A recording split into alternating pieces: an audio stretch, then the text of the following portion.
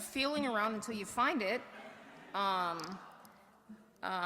was telling some people before this, I've had some traumatic experiences with people trying to give me directions and when I'm going to speak or present or something like that. So I had to get myself a little, get that figured out. But how's everybody doing out there?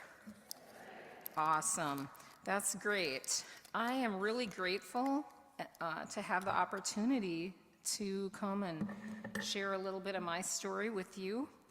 And I'm going to just start from the beginning, which is I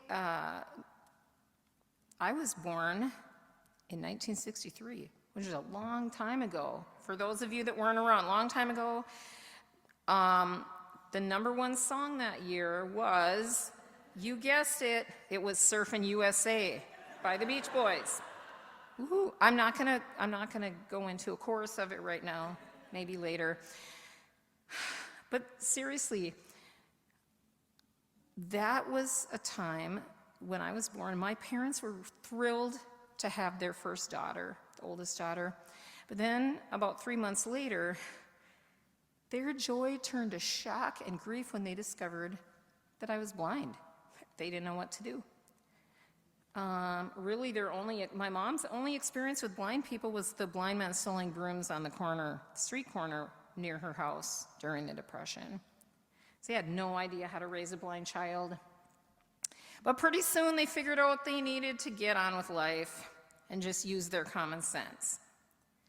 So as I got to that toddler and preschool stage, I started doing what all kids do. Dropping things, losing things. Mom, where's my shoes? Dad, where's my teddy bear? And the response I usually got was, you guessed it, feel around until you find it, right? And my parents weren't being mean or cruel. They just knew that someday they wouldn't be there to find things for me, and I'd need to learn to manage, right? I realize now that this became one of the themes or the messages of my life. Feel around until you find what you're looking for. Try things, explore. And the message was really like, even at that little age, even though I wouldn't have been able to, articulate it, was, we believe in you, you're capable. Those were some of the earliest messages I heard. Then fast forward to the time my family moved the summer before second grade, and my parents visited the school to let them know I'd be starting in the fall. Hey, we got a blind student coming. And the school said, no, forget it. It's going to cost too much. We're not equipped. You should send your kid to the boarding school for blind kids in Faribault. Well, my mom told them I'd be there the first day, so they better get ready, which my family has loved to kind of quote that later. Yeah, Kathy's coming. You better get ready. So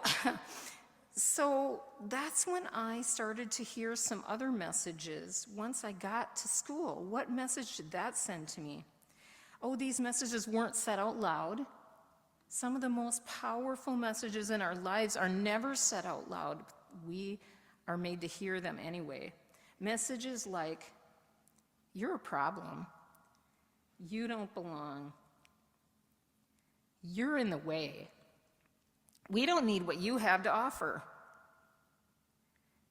Those were some hard years. I was the only blind student in one of the largest school districts in Minnesota. I was teased on a pretty regular basis, sometimes to the point that I'd call bullying. And those messages of not fitting in came through loud and clear. So what did I do? I did my best to prove I was capable and smart and worthy. I had to get straight A's. I was going to show people that, yes, I'm supposed to belong.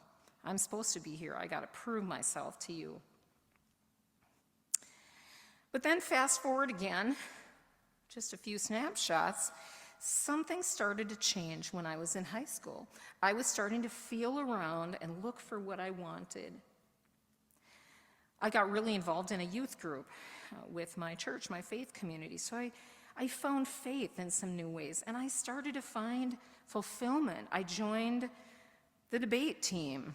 I was an editor for the school newspaper. I started to find out the things that made me thrive. And college was really a great experience, too. College was even better. I had lots of friends and lots of wonderful leadership opportunities. Got to be in student government. I was an RA for a couple years. Led some Wednesday night worship gatherings for a few years. It was really a glorious time of my life, in lots of ways. There was one thing, though. I remember thinking about, oh, hey, what am I going to do when I'm done? Like, most of you already had that figured out probably, but just kidding. I remember talking with people about what I would do after college, and a couple of people said to me, you know, you should help people with disabilities. I was really annoyed.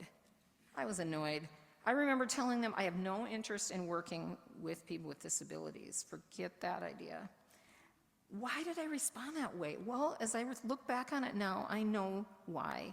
It's because of one other message I had really internalized, which is it's not okay to have a disability. People with disabilities are somehow second-class citizens. I never would have said that out loud, but I wanted to distance myself from those people. I wasn't one of those people. But then, how did I end up finding my place? Well, I graduated, I did campus ministry for a couple years, got my master's in counseling. I started a job at the Epilepsy Foundation of Minnesota, and in 1993, I was invited to be a small group leader at a national conference for college student leaders called Disabled and Proud. And here were people that were calling out ableism and embracing disability pride. Here were people who were declaring access is not a favor, but a right. About 2 years later, I found the National Federation of the Blind, and here was an organization of blind people making things happen. One of the big parts of our philosophy is that it's respectable to be blind. They lived out my parents' philosophy of feel around until you find it. And that's when I realized one of my vocations or callings, I wanted to work toward access for people with disabilities. I loved students and wanted to be a cheerleader for them to feel around for what they were looking for. But I didn't just want to work toward access and social justice. I wanted to be a part of changing how people think about disability. And I've had the blessing of doing that for the last 30 years in disability resources at 4 different institutions. And then another one of my callings is really to walk with people as they feel around to find their creator and find their purpose, find what they were created to do. So the messages have changed for me. I found freedom. I know I belong. I know I have things to offer. I know it's respectable to be blind. And so much of this has come by the grace of God that I experience each day as a Christ follower. So I'm going to challenge you with this. Find people and places that will give you messages that lead to faith, freedom, and fulfillment.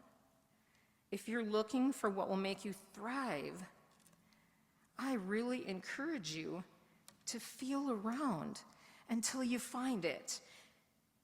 I want us to do one thing as we end here. You know, there's a song that has been popular for a long time, at least 150 years. It's the song Amazing Grace, right? And I remember being in church and they'd sing that. I once was found, but now I once was lost, but now I'm found, was blind, but now I see. I'd sort of cringe a little bit, like, okay, whatever. Everybody's probably staring at me, whatever. I got over that as I got older. But I want to tell you one thing. I heard a version of the song. And instead of was blind, but now I see, it's is bound, but now am free. So if it's okay, I think I looked in my time and we can have 90 seconds to do this. I'm gonna, my voice isn't very good because I'm still slightly getting over my bronchitis, but I want to lead us in that, and I'll just line it for you. I'll give you the line, so Don't worry, but I want us to just try, we'll just sing 2 verses of that song. And that's how I want us to end. And if you're comfortable singing with me, and if you're not, that's okay too. But this is not a solo, so. Amazing grace, how sweet the sound. Amazing grace, how sweet the sound, how sweet the sound that saved a wretch like me. Saved a wretch like me. I once was lost. I once was lost, but now am found, but now was bound, but now am free. Was bound, but now am free. And then let's just sing one more verse. Through many dangers, toils, and snares, through many dangers, toils, and snares, I have already come. I have already come. 'Tis grace that brought me safe thus far. 'Twas grace that brought me safe thus far. And grace will lead me home. And grace will lead me home. Feel around until you find it.